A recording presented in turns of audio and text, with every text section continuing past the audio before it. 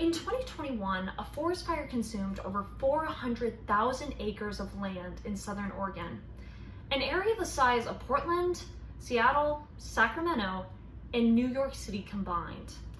Members of the Oregon Department of Fish and Wildlife surveyed the area once the fire season had ended. They were devastated at the damage the fire had caused. One surveyor, Mark Valen, said it looked like an atomic bomb had gone off. It seemed the ash from the fire had clogged precious waterways, causing some fish species to seemingly disappear. That was until they discovered something miraculous nestled within the fallout. What was it, you might ask? 5 acres of lush greenery and fresh water. It was an oasis where those supposed missing fish and wildlife thrived as if unfazed by the damage around them. In the middle of this greenery were 8 active beaver dams. The beavers were the unsung heroes in this story. If you've ever appreciated the serene ambiance of a pond or the beautiful lake on Beaver Island State Park, you have witnessed the work of a beaver. These are quite fascinating rodents, and I have spent countless hours admiring their works while paddleboarding, as well as countless hours researching their roles in their natural habitats. Today, I want to talk to you about those integral roles beavers implement to shape the world around them. For one, beavers are incredible foresters. As many know, beavers love trees, especially the tree's wood. With their iron teeth that's 3 times stronger than other rodents their size, one beaver can chop down 200 trees a year. And according to forest wildlife, one beaver can chop down 1 to 5 trees in a single day.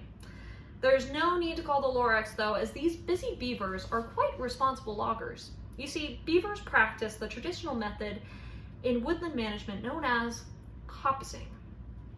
Coppicing is essentially cutting down a tree to a stump so new shoots can grow from the stump or roots, thus regrowing the tree itself.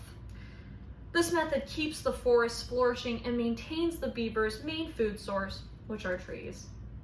Something to keep in mind though is beavers tend to only eat the bark on the trees, leaving the rest of the wood for their well-known structures.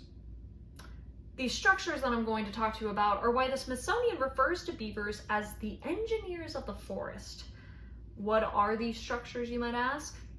Well, their famous beaver dam is of course one of them. Beaver dams are walls made of wood and stone that obstructs the flow of water. And while large beaver dams tend to have small chambers where beavers can take breaks during construction, beaver dams are not where beavers live.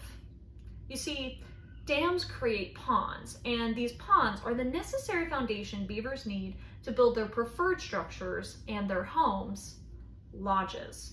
And they are quite incredible.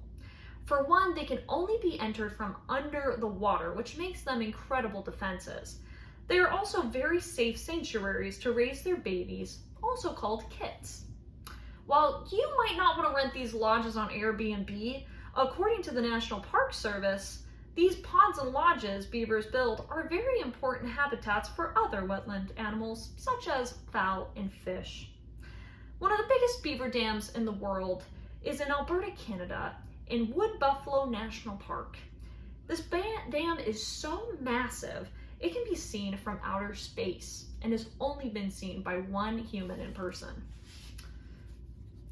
These beaver dams, like the one in Wood Buffalo National Park, result in massive wetlands. And these wetlands are why some researchers are referring to beavers as nature's firefighters. Yeah, firefighters. As I mentioned in the beginning, referring to the forest fire in southern Oregon, beaver dams often create a refuge or oasis for fish and wildlife during wildfires.